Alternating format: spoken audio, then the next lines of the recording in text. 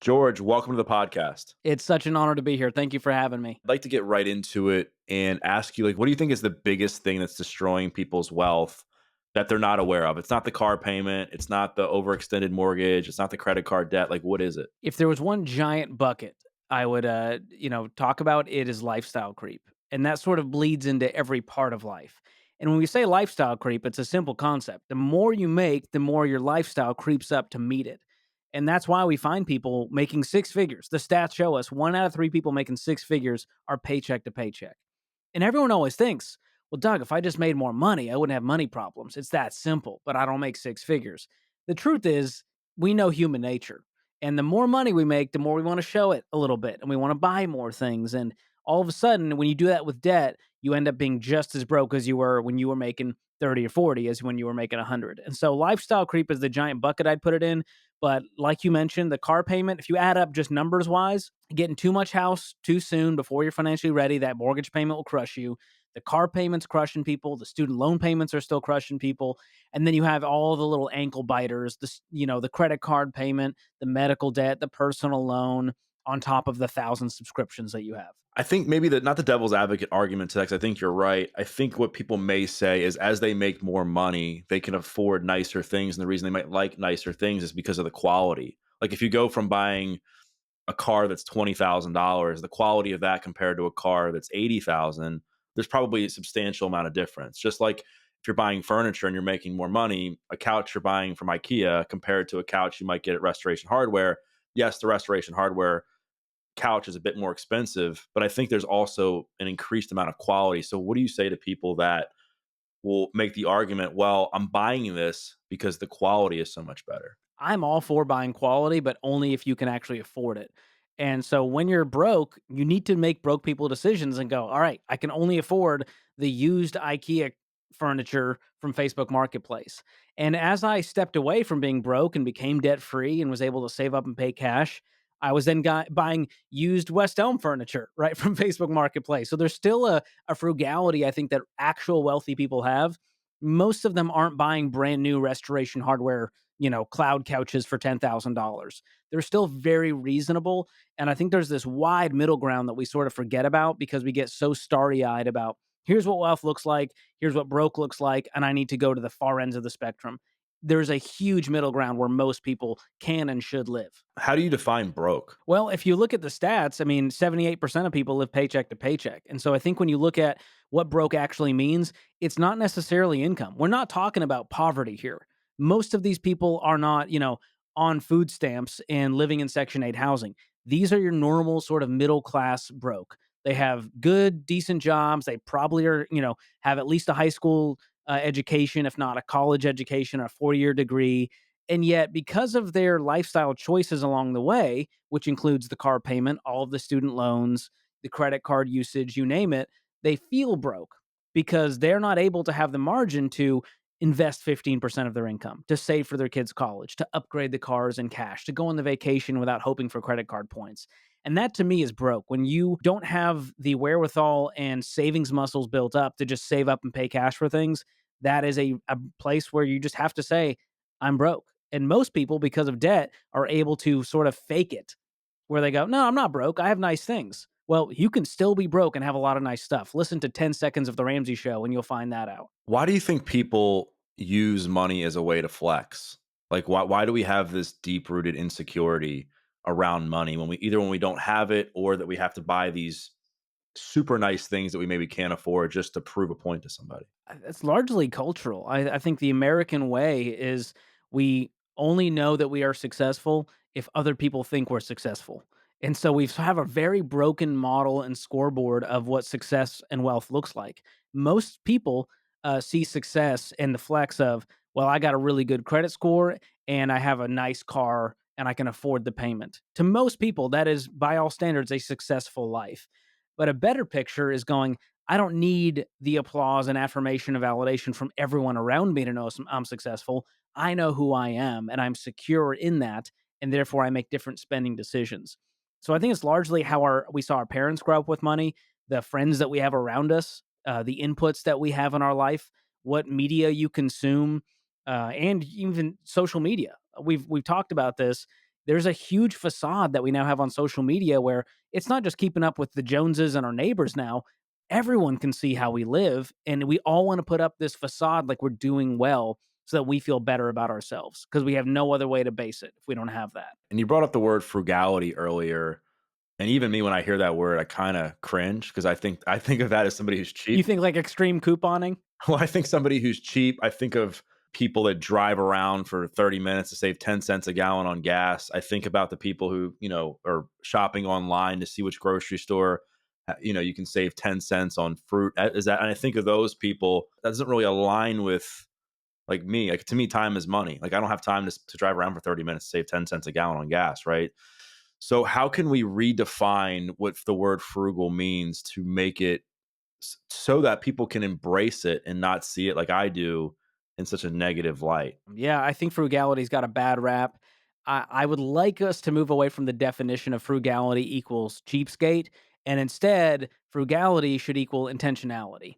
And that means maybe we're not going to drive a half hour to save 10 cents on gas, but it does mean that we're going to make sure that this is in the budget, that this is not going to derail our financial goals, that we've done a little bit of research to know that we're not getting screwed on this purchase. And I talk about this in my book, Breaking Free from Broke, in the chapter called Spending is Self Control.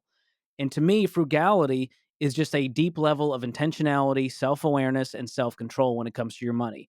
And frugal people, they are doing a little bit of research, but they're not obsessing over saving 10 cents for the joy of saving 10 cents. They know that if they free up $100 a month, that's 1,200 a year that they could be investing, that they could be more generous with, that they could have a higher quality of life with.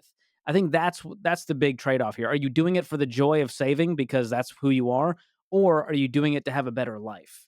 And that's where I think you can start to make better decisions, and it's less about the cents and it's more about the goals that you have. And at the root of all this, I mean, I know a theme of Dave's work and everybody else at Ramsey's work has been we don't have it's not a spending problem, it's a behavior problem, right?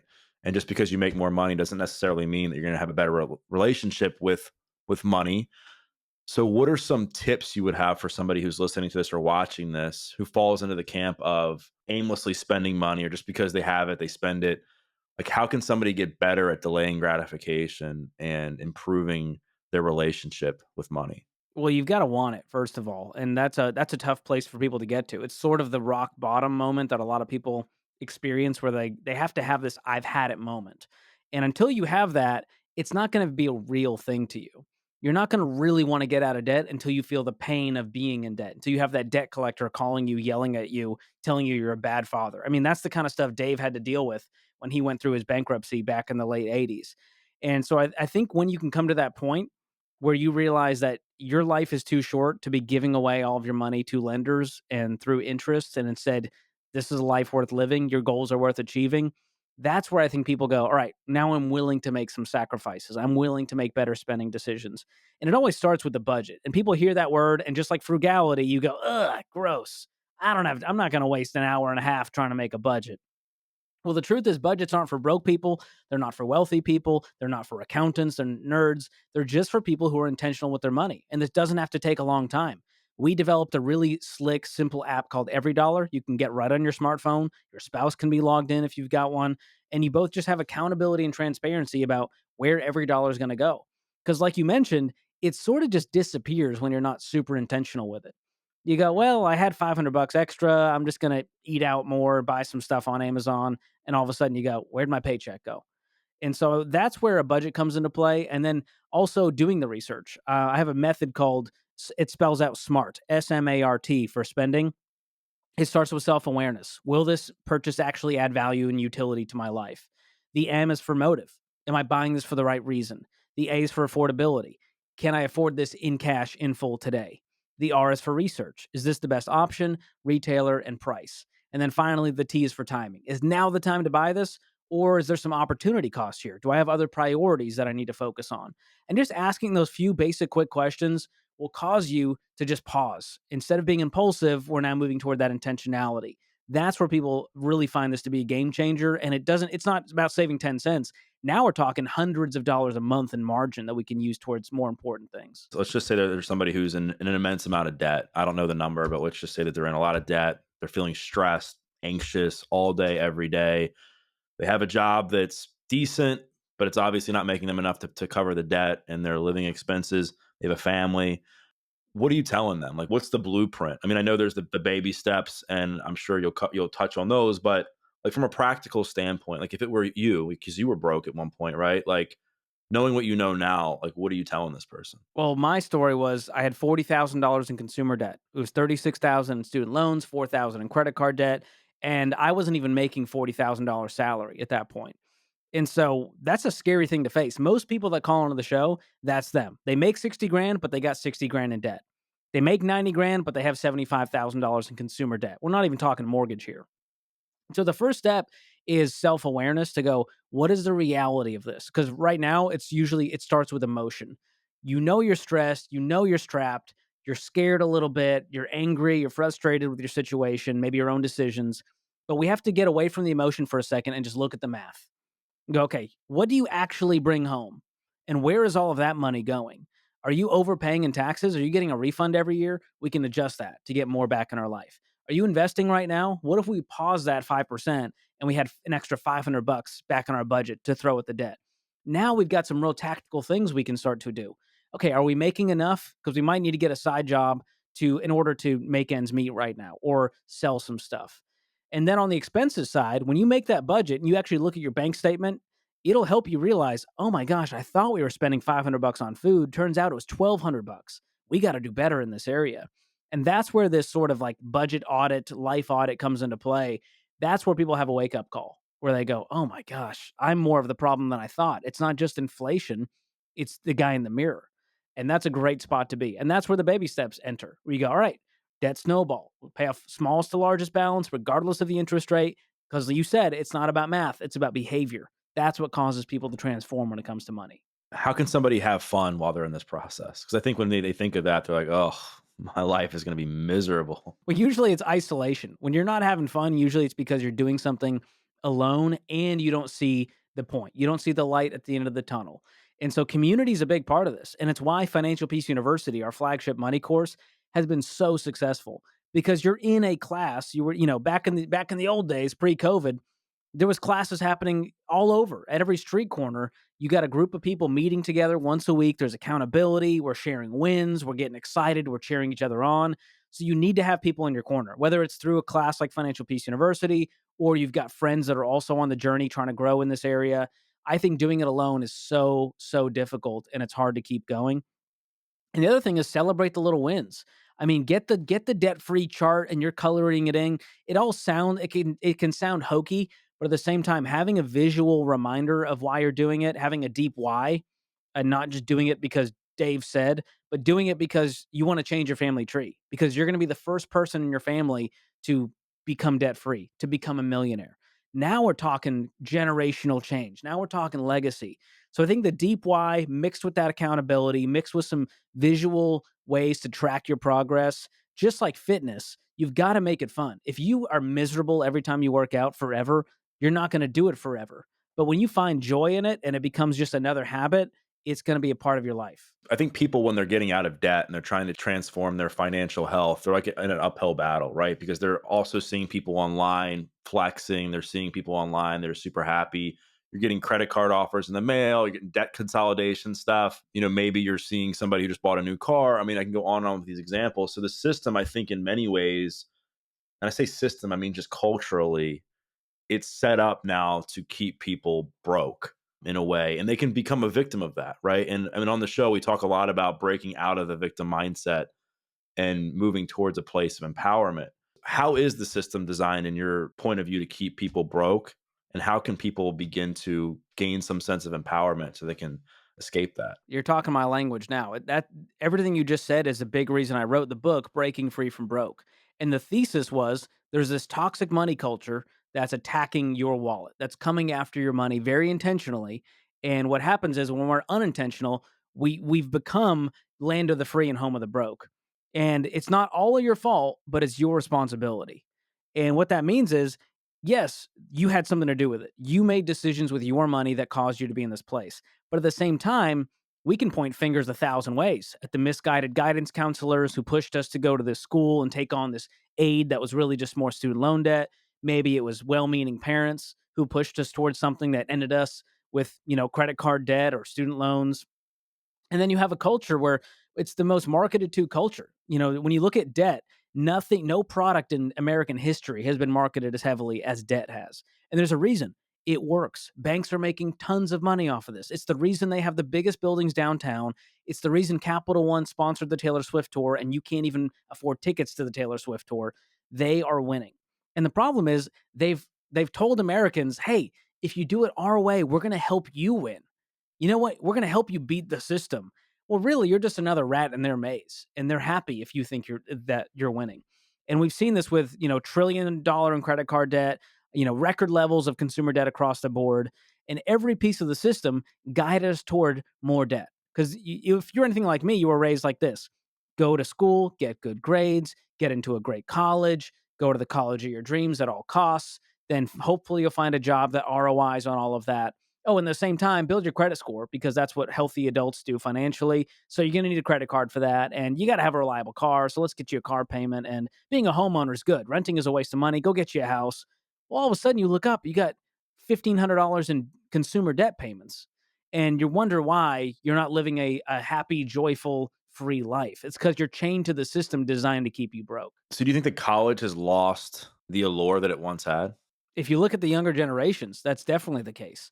They're starting to get wind of this, going, wait, this doesn't make sense. The college tuition is 4, 5, 6, 7 times the cost that it was for my parents to go to college.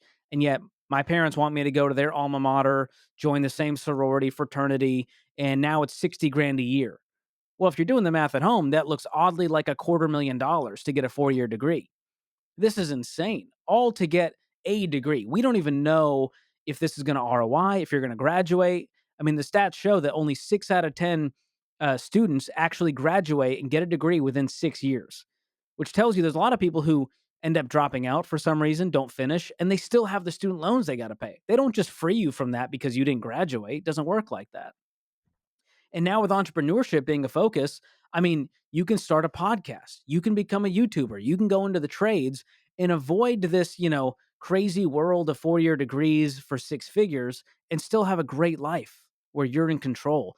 And I think the younger generation is actually the Gen Zers are going to be the first ones to go, I'm not falling for this trap. And we did a whole documentary on this called Borrowed Future that really lays this out. And I got a whole chapter in the book around student loans and how it's really one of the biggest American crises we have right now. So outside of the education piece from college, and I graduated from a community college when I was like 30, so I'm not the best person to necessarily talk about this. Look at you. You're a picture of success. And you graduated from community college. You didn't have 6 figures in student loan debt. And you're doing what many people would hope to be doing one day. That's amazing. Well, I was a drug dealer growing up, so I learned entrepreneurship skills when I was a kid, and that's helped me Hey, there's a now. silver lining. True You story, but got you got the street, the hard school of hard knocks right there. I do, but my question is, a lot of the other things that are important for kids when they go to school is they develop discipline, they develop grit, they develop problem solving skills, they get community. So, how can kids get all of that while not going to school? Because when they're not in school and they're going the YouTube or the content creation route, a lot of times they're isolated, they're on their phone. So, what can kids do about that? Yeah, there is a lot of value, and I think that is underrated. The underrated part of college is not the textbook knowledge you're going to learn and the library. It's all about the social skills, the maturity that happens there, the emotional growth that happens there, and that can be replicated in other ways. I mean, if you're going to spend 100 grand, you might as well travel the world and to get this real world experience of how do I interact and how do I sharpen these skills and all of these sort of soft skills areas versus the hard skills. Between YouTube, finding communities, I mean, there's amazing pockets of communities out there where there's a lot of people coming together. I think post COVID, we all want to sort of actually be in person now, and there's a movement toward that instead of being isolated on our phones. And with the internet, with online courses, with trade schools, there's so many ways to learn outside of a 4-year degree, but I do think there's still immense value in education, regardless of where you get it from. And so the social aspect may not be able to be replicated, but the actual head knowledge can be. So we've talked about the trap of college, and I want to talk about the trap of credit cards, not necessarily from a debt perspective, because I think that's blatantly obvious. And I think that I'm sure you talk about it so much that I'd love to talk about something that's a little bit more fresh. And that is that I think a lot of people get credit cards for the rewards that they provide. Talk about the misconceptions of credit card rewards and why they are designed to take advantage of us. I did a whole chapter on credit cards in this book, and it was shocking to me because as I dug into it, I laid out every objection I've heard from every single person, whether it's on the show, on social media, whatever it was. And rewards were one of the number one reasons that people hung on to their cards. It was one of the number one reason they could not cut it up because they love the rewards. But as I dug into it, I was going, well, how much are you really getting here? And they would all tell me, "Well, it covers my flight, I get a round trip flight, or I get this many miles, I get this many points, I get this much cash back." But when you do the math on it, you're going, "Okay, so you're gonna get 2% cash back on this card." Well, that means you've gotta spend $10,000 to get $200? Because the math ain't math in there. How much are you really putting on a credit card? You can't put your whole life on there. And so the actual cash back is not meaningful. And from every study I found, it showed that people were spending way more psychologically and financially by using that credit card. Even an MIT study using fMRI technology scanned the brain at the point where someone swiped that card. And they found that using a credit card not only released your foot off the brake when it came to spending, but it also hit the accelerator, causing you to spend more. And so they found that people who use cards, they added more to the basket. They checked out with a higher transaction than people who use cash or even use the debit card. Because when you use your own money now, it hurts. When you use someone else's money and pay it later, it hurts a lot less. And so the lesson learned here is that when it costs less, it hurts more. And so every study has shown that. And the rewards just simply, the juice isn't worth the squeeze on this. And they're running tons of experiments every year to get consumers to spend even more and trap them in debt. So what do you say to the person who was like, "Well, I'm paying my card off every month. I'm not keeping a balance. It's essentially just I mean, it might not be that much, but it's free money." I mean, do you still think that I mean, I don't want to get you fired here, but do you think that that person can justify using credit cards if they're paying it off every month? I'm going to be honest and say that there are people who are successful financially who have a credit card. So it's not to say that you can't build wealth without a credit card, but a lot of people misconstrue this idea that building wealth, my credit card is a piece of my wealth building. That's where it gets tricky. And I call this person the perfect spender. So I've got 8 different character archetypes in the book of the credit card objections. We covered the rewards redeemer. That's the person who says, "Listen, I get my rewards, I'm winning. What's wrong with that?" The perfect spender says, "I pay off my card on time, in full every month. I've never paid a dime in interest." I can't tell you how many times I've heard that exact line. It's almost like they read it from a script. And they even tell me, "George, I treat it like a debit card." I'm like, that's psychologically impossible. Because if I give you $100 of my own money that you borrow, you're going to spend it differently than your own $100. That's just a fact of life. And so the reality is that every study shows you're going to spend more. So even if you pay it off perfectly, you're going to spend 12% more on that purchase, 100% more on that purchase. And a great example of this is buy now, pay later. We've all seen these companies, Affirm, Klarna, Afterpay. They say, "Hey, instead of spending $100 of your own money, what if you only spent $25 today and you can pay the rest later?" What do? You add more to the cart. And this is not a George opinion. Klarna brags to retailers on their site that consumers will spend 45% more on the average store order when they use Klarna. And so the companies know this. I know this. The person that's ignorant of it is the person spending all of the money thinking that they're winning. So I guess what you're saying, to sum it up, is there are people that are very successful financially that can use credit cards in a very healthy way. However, that doesn't mean that every single person is going to have that same type of relationship with that credit card, and that we should also be pay attention to the fact that the credit card rewards shouldn't be the main reason that you use a credit card. And the stats show half the people can't pay off their card in full. Who goes to open a credit card thinking, "You know what? One day I'm going to carry a balance." Every single person goes, "Ah, I'll pay this off at the end of the month, no problem." And then life happens. They didn't have an emergency fund, something happened, whatever it was, and now all of a sudden they're carrying a balance with a 22% APR. That's insane. And so it's never worth it. And there's a reason why these are heavily marketed. There's a reason why we're at record levels of credit card debt at almost $1.2 trillion. Let me remind you, student loans are at 1.6. So credit card debt is now climbing to the point where we're reaching student loan debt levels, which is insane to me because we would all say credit card debt is frivolous. We can understand how someone goes into student loan debt.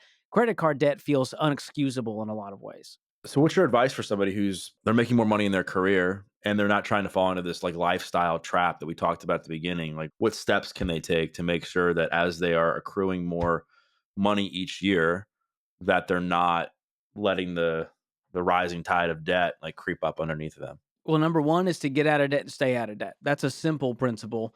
And Davis said for years, the real key to the whole Ramsey plan is live on less than you make. And so if you can continue to live on what you were living on when you were making 40, 50 grand, now when you're making 100 grand, you've got a whole lot of margin at your disposal. And this doesn't mean we need to be like Scrooge McDuck. We don't need to be hoarding money. We don't need to be saving every penny. You can spend a little more and you can also save a little more. You can also give a little more. And the healthiest people who are wealthy, I found, do all three well. They don't have a flat tire. And I think the people who get a bad rap are the ones who save every penny, and then the ones who spend every dime, they're also broke. And then the people who aren't generous, they're also broke in spirit. And so I think it's wise to upgrade all three as you make more money, but do it in a very reasonable way. Because the more margin you have, the more options you have, the more freedom you have.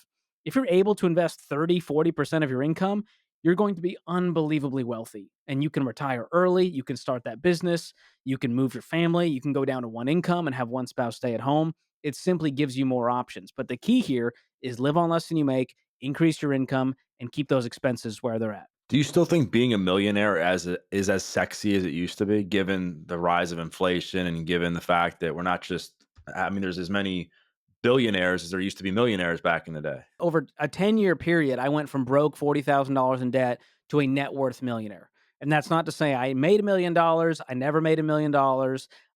It was all in my house and it was in my 401ks and my bank account.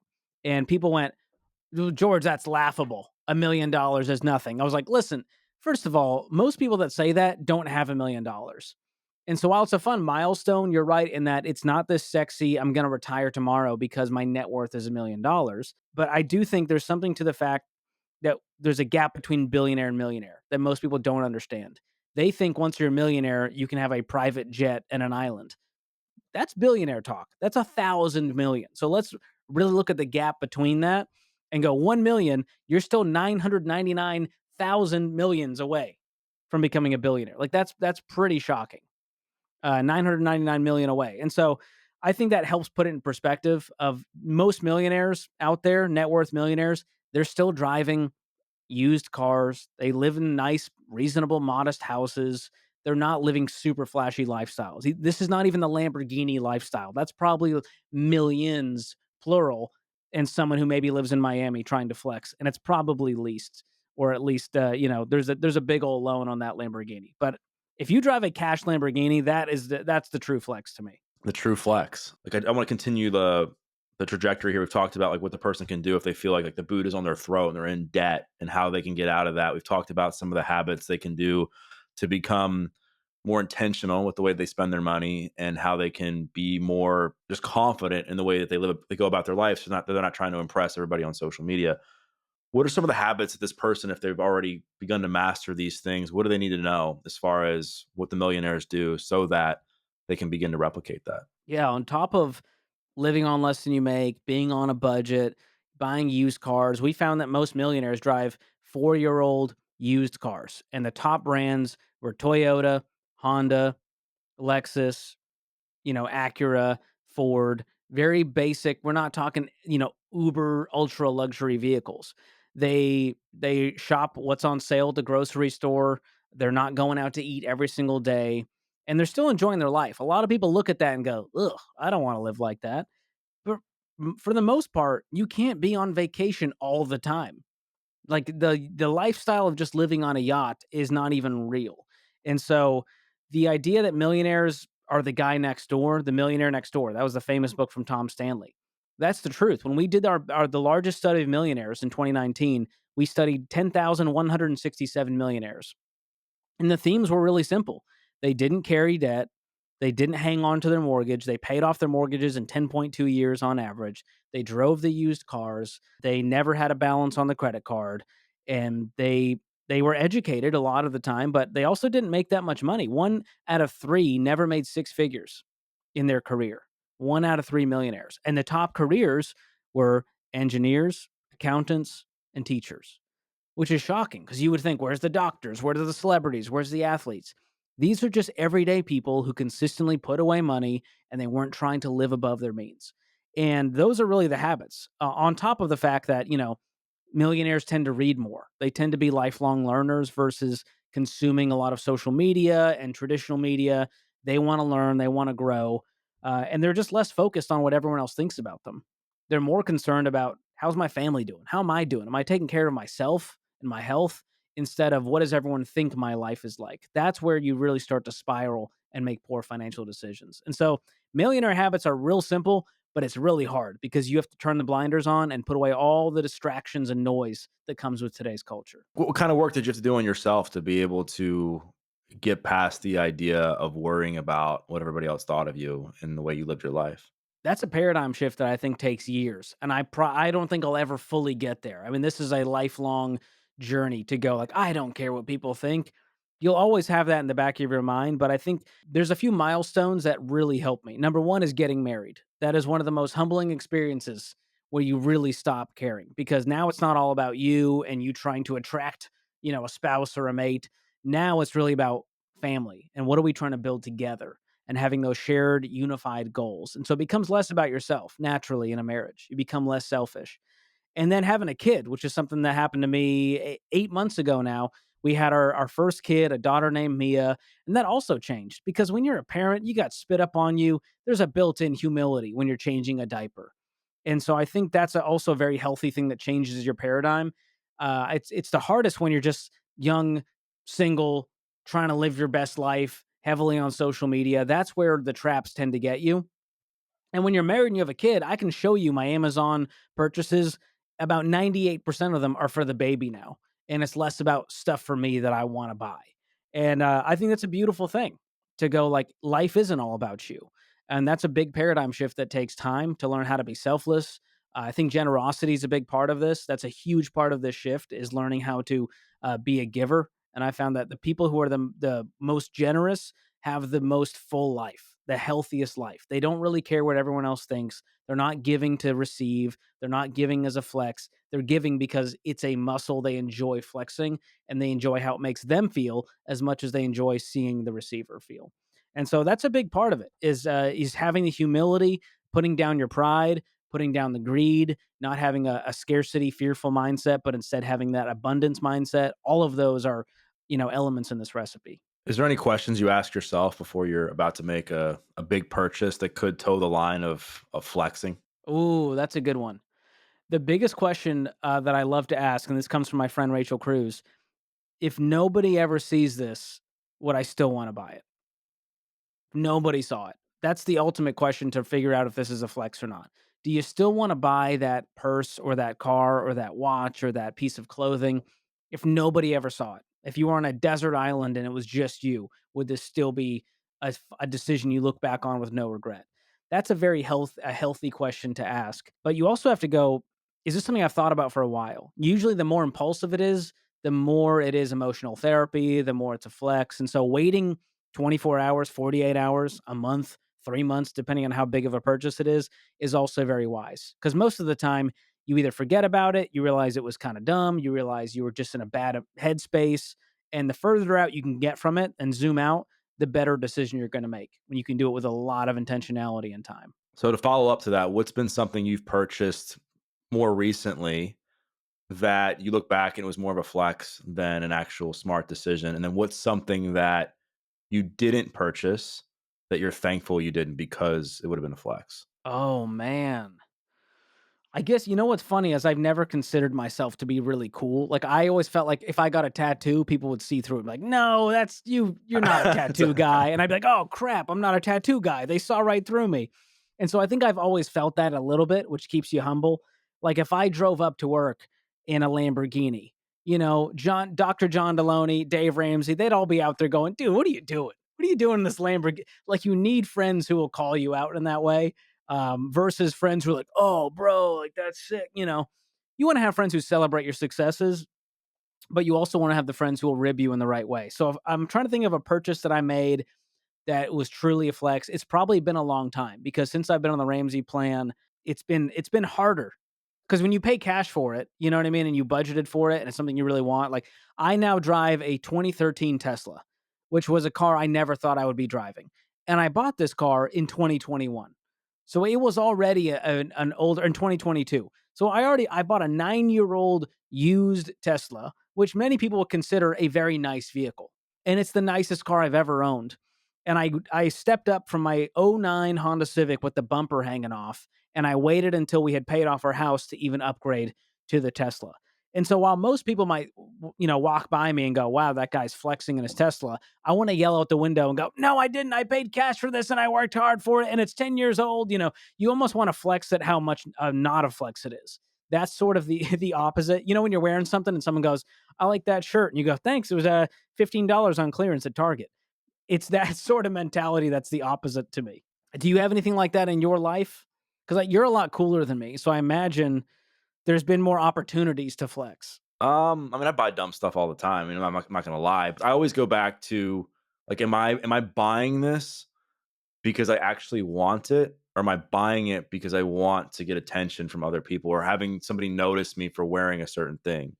And again, like I don't think there's anything wrong with the latter. I just think it's a slippery slope because that can become very addicting, right? Because then you end up losing sight of yourself and your whole identity is wrapped up what other people think of you. And so as somebody who's in recovery from addiction, I try my best to not fall into that trap because I know where that trap Yeah. goes. And I know Any where that kind of leads to. addictive pattern, Right. especially spending, which is it's its own addiction. And we hear this all the time on the Ramsey show. People call in and I'm like, "How do you go into $90,000 in credit card debt?" And as we dig deeper, there's a real spending addiction there. Even if it's for like they say it's for a good reason, like people in addiction, they can justify every purchase a lot of the time and go, "Well, there was and I needed this and I was up against the wall here and then my kid needed this," instead of just looking in the mirror and going, "I love to spend." And that some people are naturally wired to spend, but you can't use that as a vice because it will end up, with you not retiring with dignity, not building any wealth and remaining stressed out and broke, which will only lead to more bad decisions. I can tell when Dave's about to like go off the rails on somebody when somebody's like, "Yeah, I make like $40,000 a year, got like $150,000 in credit card debt. I drive a Tesla," and I'm like, "Man, Dave's about to like destroy this You can person." feel them bubbling up. Yeah, And our like favorite line, I can tell you this behind the scenes, anytime someone says, "My only debt," or "I just have a little bit of debt," and then they tell us, "Oh, it's $20,000 in credit card debt." My only debt is a $50,000 car loan. I'm like, oh boy, you know what I mean? And most of the time, it's the person who makes $50,000 a year that has a $50,000 car loan.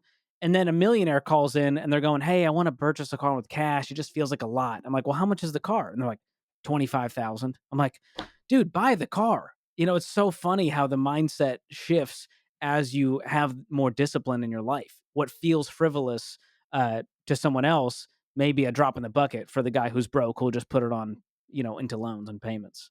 when we get into like spending addiction and money addiction, I think that's a different conversation than just telling somebody to get out of debt and cut up their credit cards. I think that really borders like mental health stuff. Stallone, I'm sure, gets into this with people, but for people calling into the Ramsey show and they're talking about like how they just can't stop spending money, or every time they're stressed, they go and spend like 5 grand on clothes they can't afford. Like, are you referring them to go to some sort of therapy? Are you like, what is the solution to that for somebody? Yeah, generally you need some third party, therapy, counseling. It's beyond just, hey, read the Total Money Makeover. That might give you the anecdotal steps, but you need some deep work to unravel some of these addictions. And we get a lot of calls about gambling addictions, whether it's the actual person calling or, hey, my spouse has this addiction. even sports betting now. And I talk about all of these under investing traps in my book, but gambling and sports betting have taken root. I mean, gambling has now become so normalized and socialized, and now it's cool. It's kind of like smoking back in the day when the smoking marketing was real heavy. It was before Dare, it was just sort of like, well, everyone's doing it. The cool people do it, the wealthy people do it, and now it's all on your phone. So you can do it in isolation in the palm of your hand with people from across the world and feel like this is a normal thing to do. And gambling, sports betting, even I just saw a headline: Dave and Buster's is now going to allow you to bet on skee ball and put a $5 wager. And so companies know that there's a lot of money to be made. And as more, states legalize gambling in different ways, I think that's going to be the next thing we've got to really grapple with is an addiction to gambling and how that's going to cause a lot of people to go broke. Because now people will take out loans to gamble. You can put it on the credit card at this point. And that's where things get real scary. And so that's where you've got to have people in your corner. You've got to have, therapy, counseling, guardrails in place to stop you from, destroying yourself financially. I know one of the things I've heard everybody at Ramsey talk about over the years is like one of the biggest money traps is going out and getting coffee every day, and that adds up. I mean, personally, I love going out and getting a nice hot cup of coffee from wherever I'm at and maybe sitting there getting some work done. I can obviously afford it, but for a lot of people, that can become like a trap because they're like, oh, it's only $2 or $3, but that compounds over time. What are some other things outside of that you see people it's not even overspending, but just like not even paying attention to what they're buying that they do on a monthly or weekly basis that's costing them thousands of dollars every month or every year. I did an episode on this with my friend Rachel Cruz on our podcast called Smart Money Happy Hour, and we labeled it little treat culture. 'Cause it's always like, "Well, it's just a little treat." It doesn't it's really not it's not a big part of my world, it's not gonna derail me financially, and we get dogged for saying, "Hey, if you just cut your coffee, you'd be able to buy a house, millennials." And it's really not about that. It's not about cutting your latte is gonna be the key to building wealth, and Starbucks is what's keeping you broke, but it's more of the mindset around just sort of floating through life spending, and it's not just coffee like you're talking about. It's the on your way to work, you stop at the gas station and you run in and you get a drink and a snack, or you get your lunch there. Well, every day, if you look at all of the little kind of expenditures you have in a day, I dare anyone to try this that's listening. Just go to your bank statement and go, how much did I spend this week on stuff that was not, life sustaining bills? Like it wasn't the rent, it wasn't utilities, it wasn't the groceries. You'll notice that between the subscriptions, which add up, the average subscriptions I think is it's about 12 subscriptions and it adds up to be about $220 for the average American. That's pretty wild because that looks suspiciously like $2,500 a year that's just disappearing into things that you may or may not even be using. Some people have multiple subscriptions for the same thing and they didn't even realize they're paying for it because they don't look at their bank account that often. At least it's not just to make sure they didn't overdraft. That's most people. They just go, "Oh, it's not zero. I'm winning." And so between the coffees, eating out is a big one, of course. And that doesn't have to be like big date nights. That can just be the quick serve, fast casual spots, even groceries now. Well, I just saw an article that this is the new splurge among Gen Z and millennials is sort of the fancy groceries. Like we're a lot more health conscious than our parents' generation. We want the prebiotic soda and we want the gluten-free, dairy-free option. And all of that just costs more. And so you've got to be very wary of that because that adds up every month to go, all right, I spent an extra $300 to eat healthy. I got to make sure that I'm budgeting for this and I'm conscious of the fact that I'm spending all this money. So all of that can add up. Of course, on entertainment and, hobbies, those can also eat away your income. And none of these are bad things. Everything's okay, but you've got to know that you're hitting your goals. And that's where budgeting for it, making sure you're paying cash for it, you're not going to debt for this stuff, and that you're still investing 15%, you're avoiding the debt, you've got the emergency fund. Those are the sort of the prerequisites before you can let loose and go, all right, I can start to upgrade my life in these ways. I wanted to follow up on what you said about like the people, like my generation, I guess is spending more money on health supplements, investing in that. I think it's partially because they maybe see our parents' generation who has done the traditional way. They have retired, but they're unhealthy, they're miserable, they're not maybe enjoying retirement or the later years like they thought they would. And like, wait a second, like is it more important for me to just focus on my health? Because if I'm focused on my health, the rest of my life will be better. I'll increase my longevity. I'll prepare myself to be healthier in the later years so I can enjoy stuff. So I guess to ask it more in depth, like where do you see the line with people investing in their health so that they can live more, I mean, so that they can be like happy at the end of their life? Because we know that you can have all the money in the world, but if you can't enjoy that money, like it doesn't matter. And are you talking about physical health? Does this include sort of emotional and mental health as well? It includes like all of it because I think like at the end of the day, it's like there's that saying, I don't know how it exactly goes. It's like we have a million wishes, but then when our health goes, our only wish is to be healthy, right? Yeah, I do think it's something that people don't prioritize enough. But I also think if I'm playing the devil's advocate here, trying to go on the other side, I think our health can be an easy justification as to why we're not going to get our spending under control. And I think there's ways to do it all on a budget, and it might look different. When you're trying to get out of debt and you wanna be healthy, that might look like, "I'm gonna go on a lot of runs and walks." But maybe it's not time to build a $3,000 home gym. Maybe it's not time to have the $200, fitness membership. I'm gonna go Planet Fitness for now and do the $10 a month. So I think there's ways across the board when it comes to health to do it on a budget, and that might mean, "Hey, I'm going to Aldi. I'm gonna get some organic, produce for now." But again, living a healthy lifestyle doesn't always have to be wildly expensive. In fact, I feel like the simpler, the better in a lot of ways. Now, some of these supplements and things like that, it can get pricey if you have a daily regimen. But again, if it's something that you value, then you've got to figure out a way to make it work in the budget and still hit your goals. And that might mean, hey, because this is something I care about, I'm going to get the side hustle and make an extra $500 a month in order to sustain this and still get out of debt in 2 years. And so that's where if it's not an excuse where you're going, well, I'm going to stay in debt for the next 5 years because I care about my health. I call BS on that. But I do think it's wildly important to not just, don't go eat Taco Bell every day because you're trying to get out of debt and you're telling me you're saving money. I can't, I simply cannot endorse that life. I totally agree with you. I mean, I think that you can eat super healthy while on a budget, but I think there's nuance to it, right? Like I think paying attention to your health and saying, okay, like if I eat a bunch of processed foods because they're cheaper to save money, like what is the risk long term with that? Where you're maybe spending a little bit more, not like eating super organic and shopping at these super high end grocery stores, but you're Yeah, we're spending a not little going to bit more. Erewhon and Whole Foods I for wasn't going to for say the every e word. I grocery you wasn't buy. going to say the e word, but you said it. So I just had to because it's so I went to one finally and I was like, oh my gosh, how are it's 2 p.m. on a Tuesday and this place is packed.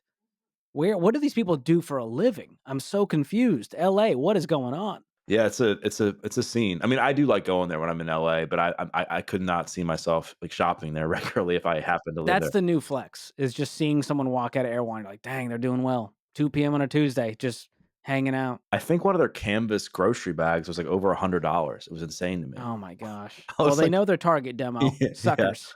right. I'm a sucker, but I didn't buy it though. I am a sucker, but I didn't buy that. I'm a Trader Joe's guy. Trader Joe's is where it's at, actually. It's kind of like a half flex because I think a lot of the cool people go there too. Well, and I thought like I can go to Trader Joe's with those little buggies. I don't do the cart because I know if I get the cart, you fill it up. You do the little tiny one, the little handheld, and I fill that up, and you can't spend more than $100 just filling that thing up at Trader Joe's. So that makes me feel like it's sort of a set budget built in. And I find that you can shop very healthy at Trader Joe's. You can shop and just get a bunch of crappy snacks. And so it really comes down to your own planning. And if you want to be healthy, you can do it on a budget. We say rice and beans, which to be fair, still pretty healthy, routine. Maybe add a little protein in there if you want. You seem like a protein guy. And there's still lean meats. You can still buy those at a reasonable cost. These don't make excuses like I'm going to eat like crap because I'm trying to get out of debt and Dave Ramsey told me. I will rebuke that. I want to talk about investing. I mean, there's also a big movement now. There's that book, I think it's called Die with Zero, where people are all about, I think, like investing in experiences and saying, you know what, like I'd rather just spend all my money now. I can't take money to the grave. What do you say to those people? Again, it's funny how we've hit these extremes. It happened in politics, it's happening in the personal finance world. And this idea that I'm not gonna invest because I just wanna enjoy my life now and YOLO is a terrible mindset to have. It's number 1, it's selfish because it's really just thinking about only yourself, not about your family, especially if you have a spouse, you've got kids. you have to think about legacy and what's going to happen long term. We're going to keep living longer and longer if we do it right. And so, what happens if you live to be 98 years old and you can't work anymore and you didn't prepare? Well, you can't just rely on social insecurity, as we call it, because we know that may not even be around. And even if it is, it's going to be pennies compared to what it's going to take for you to live a great life. And so, I do think there's a balance. And what my wife and I have done is we invest 15% of our income into retirement, into these tax advantage plans. It's unsexy. We never see the money. It just piles up in our Roth 401k through our employer or Roth IRA if it's outside of your employer.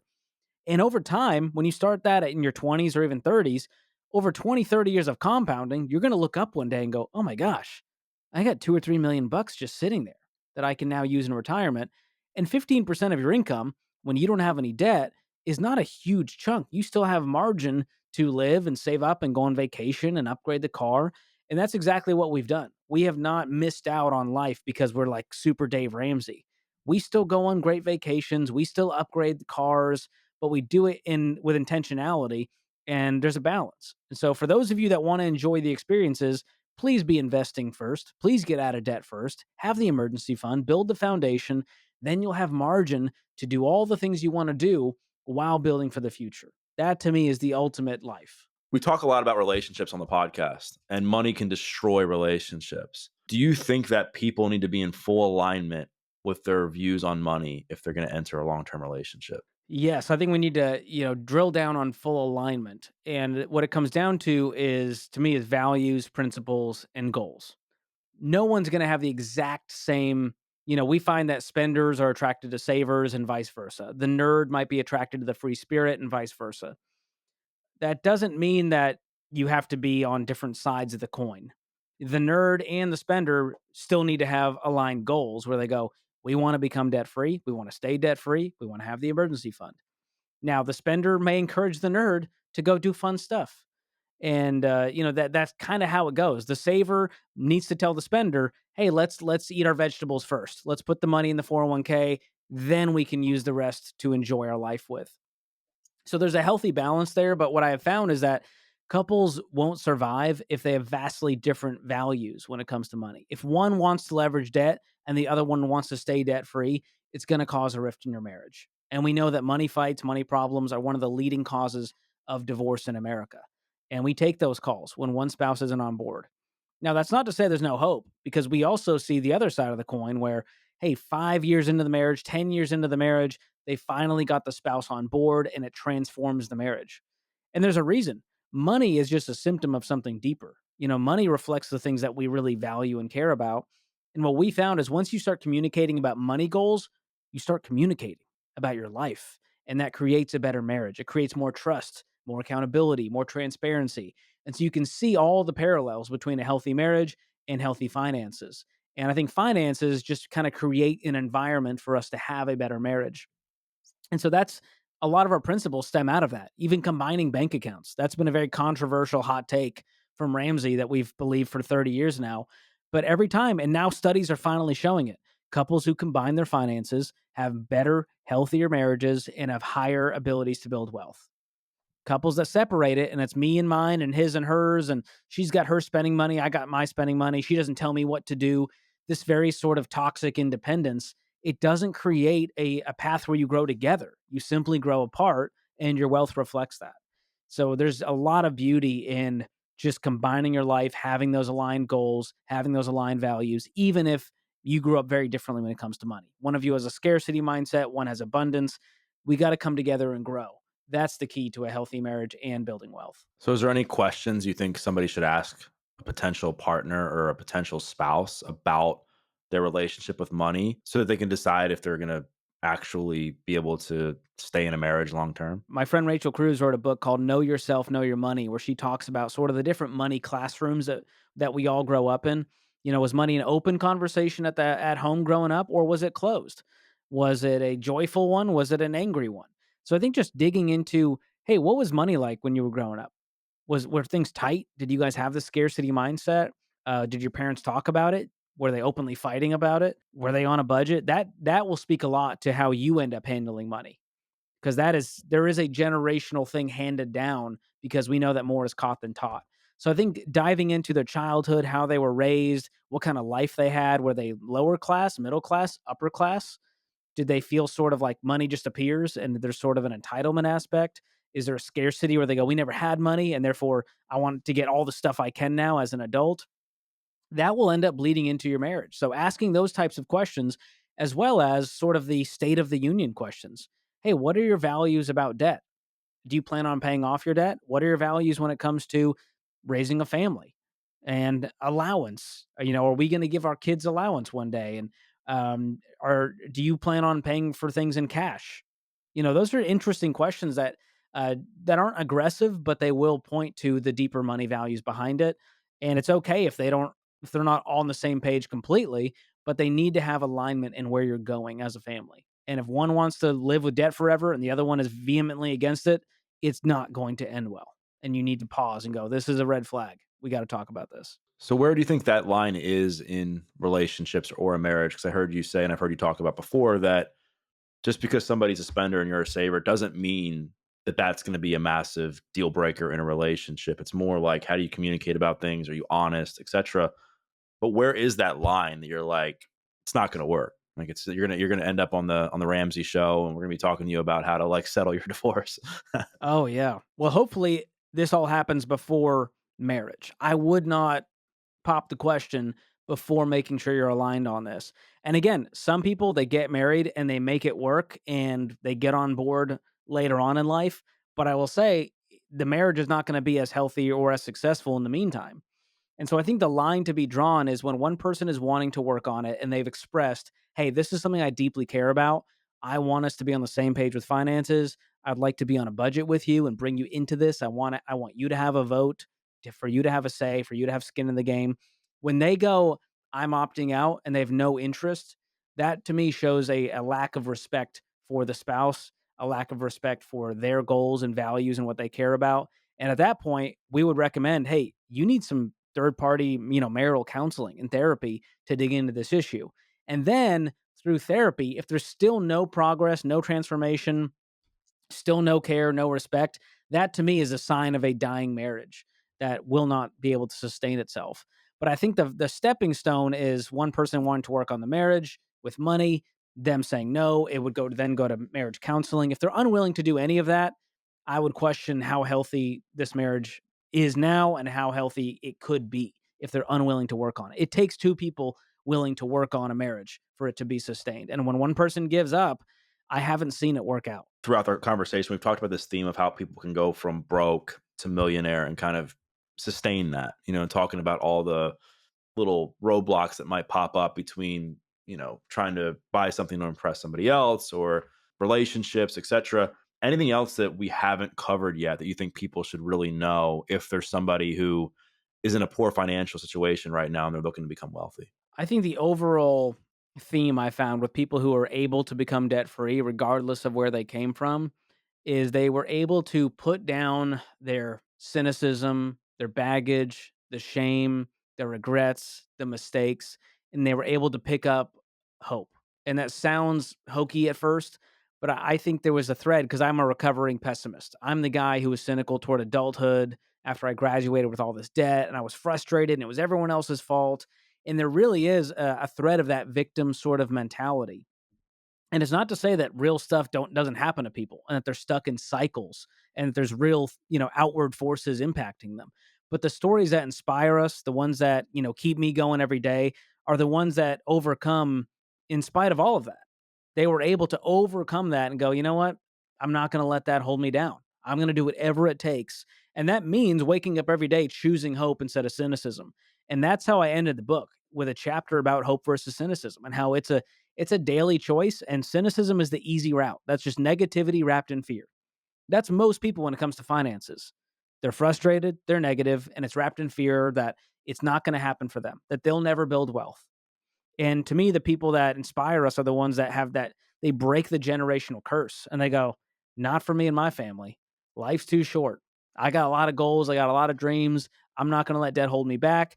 I'm going to find ways to increase my income. I'm going to make the deep sacrifice for 2 years, for 3 years in order to set myself up for a different life. I think that at the end of the day is what the difference is between those that stay broke and the ones that are able to rise above this toxic financial system. So, what kind of things did you do every single day that compounded, that kind of transformed you from a pessimist to this optimist? You kind of find whatever you're looking for. And a lot of the times I was just sort of looking for more ways to be angry and more reasons that it wasn't going to work out for me. And I would always find them. I mean, you can find them on pretty much every corner of the internet, whether it's Reddit or X or Instagram. Your inputs matter a whole lot. And so those daily habits were changing my inputs. There's a reason that people that listen to podcasts like this are on the path to transformation more than people who are watching whatever reality show is on Netflix.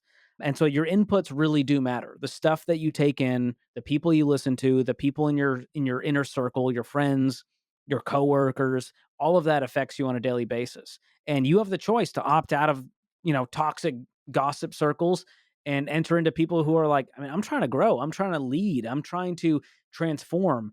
And that takes time to find those people, to put yourself in those environments. It's painful to grieve what the life you were living beforehand. But I think it's those daily habits of what are your daily inputs? What are your daily routines? Do you wake up and doom scroll Instagram, or do you wake up and have that quiet time to read, to meditate, to write, to journal, whatever those things are that sort of, centers you for the day? And same thing with a nightly routine. Because when you look at your actual day, other than sleep, what are you doing during that time that's moving you forward, that's building you up mentally versus taking you down? And I found that social media, like money, is just a tool. It's not good or bad. It depends on how you use it. Money's a brick. It's amoral. You can build schools with it or you can throw it through a window. And I find all of our inputs to be the same way. Podcasts, social media, there's a lot of crap out there and there's a lot of amazing information and knowledge and hope to be had if we go looking for it. And that takes a while. Those are habits that are hard to build. And that includes not just money habits, but fitness habits, physical, mental, emotional health, all of that will cause you to have a full, well rounded life instead of that flat tire. Any books, podcasts, social media accounts that are non Ramsey that you would recommend to people that have helped you? Like, I'm just curious to see, like, if you think outside of the box on that. Psychology of Money by Dr. Morgan Housel is a great one that Oh, that was a great book. Yeah. it ends up sort of like supporting the Ramsey principles by accident, just by looking at human nature. So that's a great one on the money side. Why We Sleep is another great one on just the power of rest and what our bodies are made to do on the physical health side. There's obviously some great books on investing, Random Walk Down Wall Street, Richest Man in Babylon, some great just philosophical storytelling type books that point back to timeless principles. I think, all of those. Ryan Holiday is a great author. I love his book, Ego is the Enemy. All of his books sort of point to those character traits that we're all really after. And at the end of the day, I talk about that in my book of saying, I want to talk about money so we can stop talking about money. I truly don't think that's anyone's end goal in the end. If it is, it's a very vain goal. I think what we really want is freedom. We want options. We want margin. We want to have great, healthy relationships. We want to be physically in good shape. And all of that, if money's an obstacle, will hold us back from. And so I think that's why this is so important. I'm not obsessed with talking about money. I enjoy it, but I love being with my family. I love trying to grow personally and professionally and creating, entertaining things that impact people. That's really what I'm wired to do. And money just happens to be a vehicle that I get to do that with. And so I think finding work you love to do, as my friend Ken Coleman has focused on, that's a beautiful thing that I think is underrated in a lot of people's lives that will give them that deep purpose. And we've sort of villainized work in a lot of ways. I think it's time to change the narrative on a lot of these things. As any percentage of your investments like crypto at all, or are you totally like against cryptocurrency? I'm not anti crypto, but I don't have any. It's not something that, we tell people don't invest in things you don't understand. And I truthfully, as much as I've studied it, I don't fully understand the hype around it, the back end, the blockchain technology and all the different types of coins and the store of value. It's just simply above my pay grade. And I'm okay with the FOMO of going, I should have gotten in Bitcoin back in 2004. But man, here I am with my 401k, with my mutual funds, with my Roth IRA. And so, truthfully, if you look at my net worth, It's mostly built off of my 401k between my wife and I, which is just invested across 4 different types of mutual funds, very basic, and then my house, which we diligently work to pay off. And so both of those things make up my net worth, and I'm okay with that. And over time, my 401ks will surpass my house and become the thing that generates more money than I do as we consistently put money away in that. And eventually we might do brokerage accounts with index funds. Maybe we'll buy an investment property that's paid for in cash that cash flows as well. But I plan on having a very simple life when it comes to building wealth, and I'm okay with that. And if you look at our millionaire study, most people would say, "Yeah, where's all my money? It's in 401ks and IRAs and paid for real estate." You don't have to overcomplicate it. So you're in all mutual funds, no individual stocks or anything. Not a single stock in my portfolio, not a single piece of crypto in the portfolio. And again, I'm not anti those things, but I found that most people that are tried to play the single stock game, that try to play the crypto game, they end up getting burned. And I got too much anxiety as it is. I don't need to add to that watching this volatile thing go up and down or like crypto 24/7 up and down. It doesn't even end like the stock market. It just keeps going. And if you've seen, some of these coins lately, other than Bitcoin, because I know everyone's on the Bitcoin train and it has its ups and downs, but over time it's shot up. It's just too stressful of a life right now. And I'm okay if you have that, but make it a very small percentage of your net worth, small percentage of your portfolio, and be sure to be investing 15% into tax advantage accounts first. Well, when the Ramsey crypto NFT comes out, I'm sure people will be scooping that up Camel pretty quick. coin, look out for it. I'm scared if we did that, it would somehow take off, and then I'd be like, "Dang it, I was wrong. I This was is the wrong. path." Yeah, the guys making money off the NFTs are the ones selling it, not the ones buying it. And so that's sort of if you ever hear about people making money off of it, they're usually the ones peddling it for you to buy. And a similar thing happens with crypto. It's a lot of hype, and if you get in on this coin, it benefits you, and so of course you're going to want to get your bros in on it. Very multi-level marketing vibes from the crypto community. They've got a Bitcoin in their profile. It's in their profile picture. It's just there's an obsessiveness about it that turns me off. George, this has been awesome. Loved our combo. I think the audience can get a ton of value out of our conversation. If people want to buy your book, Breaking Free from Broke, if they want to connect with you online, if they want to follow your YouTube channel, where's the best place to do all that? Absolutely. You can follow me at George Kamel. That's Kamel. Would love to connect with your audience there. And if you want to check out the book or any of our other Ramsey resources, ramseysolutions.com is the place to go. And we've got tons of stuff happening over there. And I would love to send you a signed book or two to send to your audience. If they reach out, we'll make sure to get it to them. I'd love that. That'd be awesome. Thank you. Awesome. Well, thanks so much for a great conversation, Doug. You're crushing it. And I know money's just a small piece of how you're impacting people, but I'm honored to be a part of that. Thanks, man. I appreciate it. And you are too. And really enjoyed the conversation. Like I said, I think the audience is going to love it. Thank you so much for watching. If you like this video, I really think you're going to like this video as well. I'll see you there.